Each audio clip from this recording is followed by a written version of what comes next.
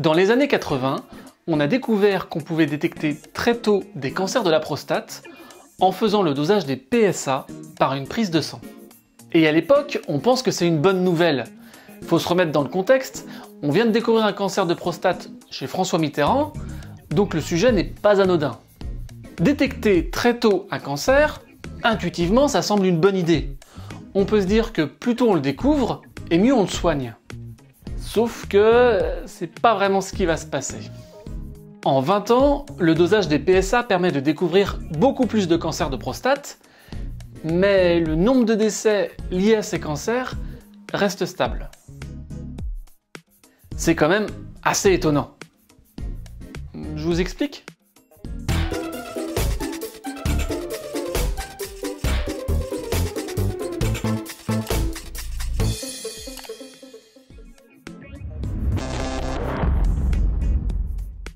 Pour commencer, on va revenir à la base. C'est quoi la prostate? La prostate, c'est une glande qui se trouve sous la vessie chez les hommes et qui fabrique un liquide pour fluidifier le sperme. À travers cette glande, il y a un tuyau qui s'appelle l'urètre, dans lequel passe l'urine et le sperme. Et enfin, autour de la prostate, il y a les nerfs de l'érection. Voilà pour les présentations. Maintenant, regardons ce qui se passe quand la prostate est malade. La prostate peut avoir 3 maladies. Quand il y a une infection, c'est la prostatite. Ça donne de la fièvre et des difficultés à uriner en quelques heures. Quand elle grossit, c'est l'hypertrophie ou l'adénome de prostate. Ça donne des difficultés à uriner sur plusieurs années à mesure que la prostate écrase l'urètre. Et c'est très fréquent après 50 ans. Et il y a le cancer de prostate. Lui, pendant très longtemps, il peut ne donner aucun symptôme. C'est-à-dire qu'on peut avoir un cancer de prostate sans s'en rendre compte pendant 10 ou 15 ans.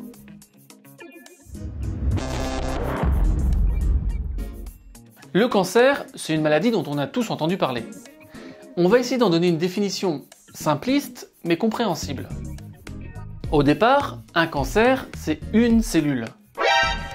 Une cellule qui bug et qui se multiplie, ça donne un paquet de cellules cancéreuses. Et si certaines de ces cellules se détachent, elles peuvent former d'autres paquets ailleurs, c'est ce qu'on appelle des métastases. Ça, c'est l'idée générale, une sorte de mauvaise herbe qui pousse et qui envahit le jardin. Mais dans la vraie vie, c'est un peu plus compliqué. Un cancer de prostate peut évoluer comme ça, comme ça, comme ça ou comme ça. Et ces différentes évolutions sont très importantes quand on parle de dépistage.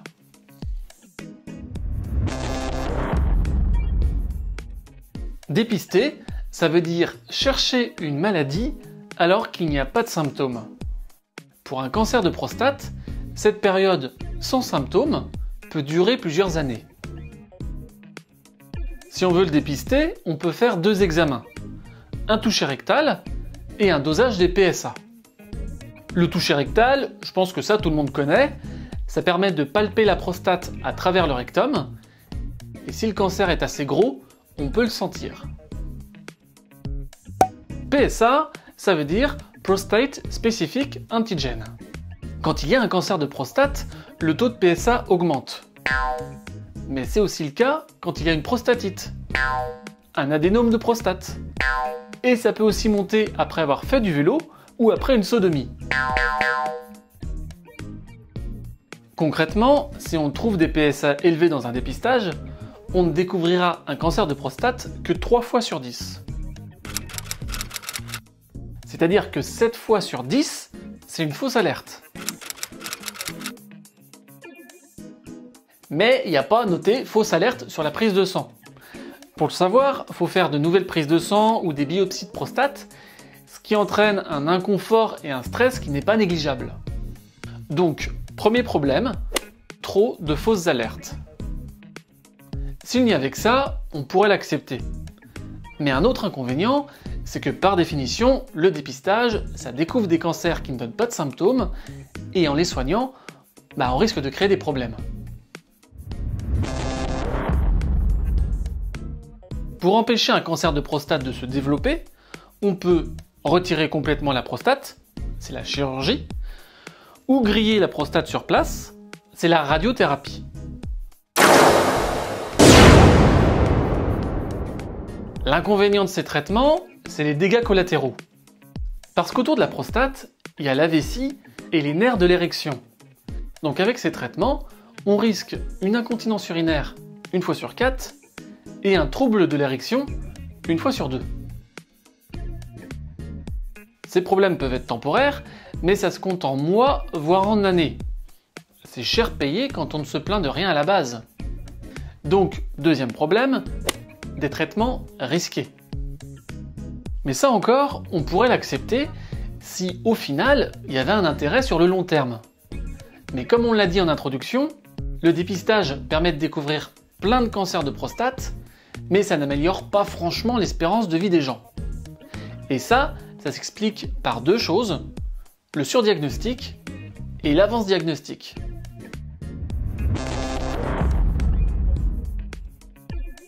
Avant toute chose, on va rappeler deux principes de base. 1. Nous allons tous mourir.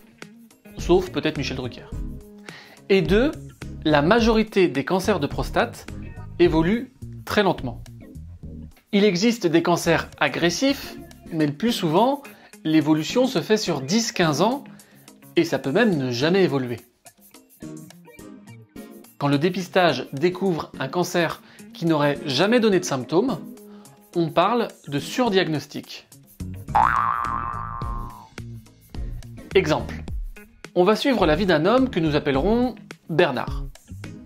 À un moment de sa vie, Bernard a un paquet de cellules cancéreuses dans sa prostate et ça augmente son taux de PSA.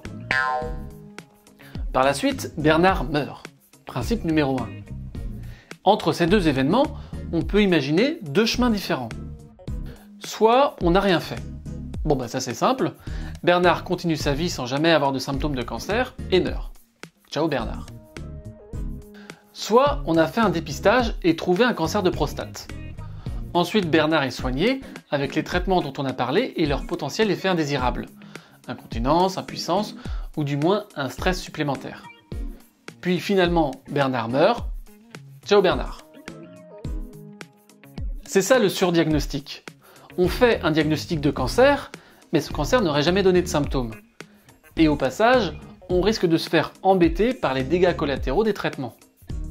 On estime que la moitié des cancers de prostate découverts par le dépistage sont des surdiagnostics. La moitié. Bon, il peut aussi arriver que le cancer donne des symptômes du vivant de la personne. Exemple. Reprenons la vie de Bernard et passons directement au moment où on peut prendre deux chemins différents. Première possibilité, on ne fait rien. Le cancer se développe et au bout de plusieurs années, il y a des symptômes. Bernard se plaint de fatigue ou de douleur, on découvre le cancer et on le soigne, toujours avec les risques de séquelles urinaires, sexuelles et psychologiques dont on a parlé. Puis finalement, Bernard meurt, du cancer ou d'autre chose. Ciao Bernard. Deuxième possibilité, on fait un dépistage et on découvre le cancer plus tôt.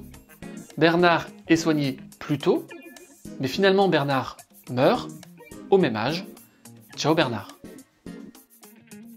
C'est ça l'avance diagnostic. On diagnostique le cancer plus tôt, mais on n'allonge pas l'espérance de vie. Alors je sais, c'est pas évident. Et d'ailleurs dans les années 80, on s'attendait pas vraiment à ça. Bon maintenant, est-ce qu'il n'y a vraiment aucun intérêt à faire ce dépistage? Bah non, ça serait trop simple. Si on prend un groupe de 1000 hommes et qu'on ne fait pas de dépistage, au bout de 10 ans, on aura 5 décès à cause d'un cancer de prostate. Si on fait un dépistage, on en aura 4. Donc la vie d'une personne pourra être allongée. Cette personne, c'est peut-être un homme avec un cancer de prostate agressif, et dans l'idéal, on aimerait ne soigner que cette personne-là. Mais actuellement, quand on découvre un cancer de prostate à un stade précoce, il est impossible de dire avec certitude comment ce cancer va évoluer. Et de ce fait, le dépistage entraîne aussi une centaine de surdiagnostics ou avance-diagnostics, dont une bonne partie avec des séquelles urinaires, sexuelles et ou psychologiques, une centaine de fausses alertes, avec des biopsies et un stress non négligeable. Pour le reste, le dosage des PSA n'a pas d'impact à titre individuel, mais garde un coût pour la société. Et à l'échelle de la France, ça représente quand même plusieurs dizaines de millions d'euros chaque année. Encore une fois, je sais, c'est pas évident. Et en plus, c'est pas rare d'entendre parler d'un homme sauvé de son cancer de prostate parce qu'il avait fait le dépistage. Ou d'un autre, mort de ce cancer car il faisait pas le dépistage. Mais l'histoire ne dit pas si le premier n'aurait peut-être jamais eu de symptômes, et si le second serait mort au même âge, malgré le dépistage.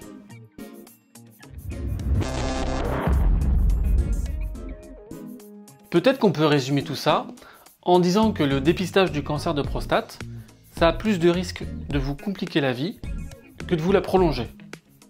C'est pour ça qu'en France, on dit qu'il ne faut pas faire de dépistage de masse avec les PSA depuis 1998.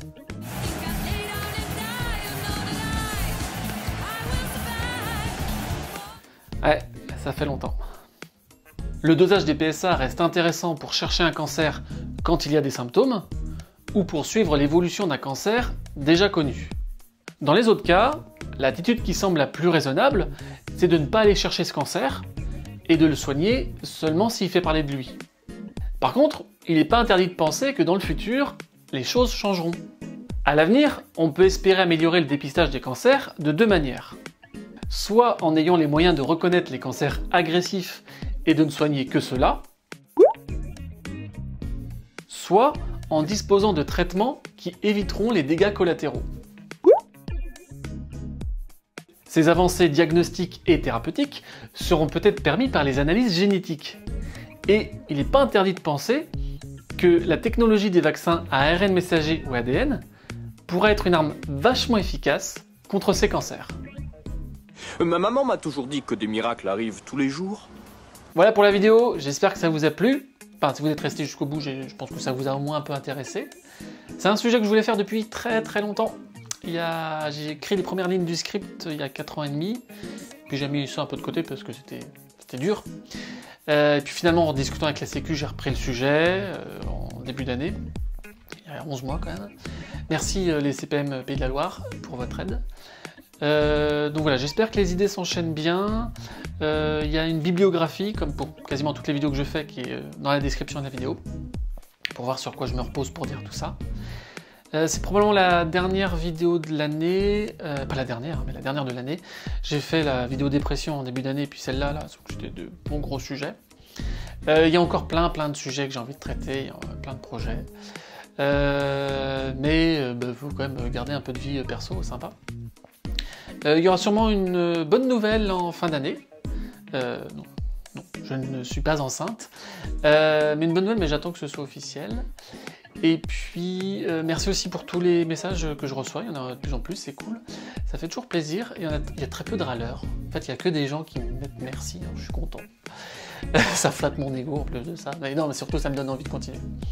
Voilà. Et puis, je vous dis à bientôt sur WhyDoc.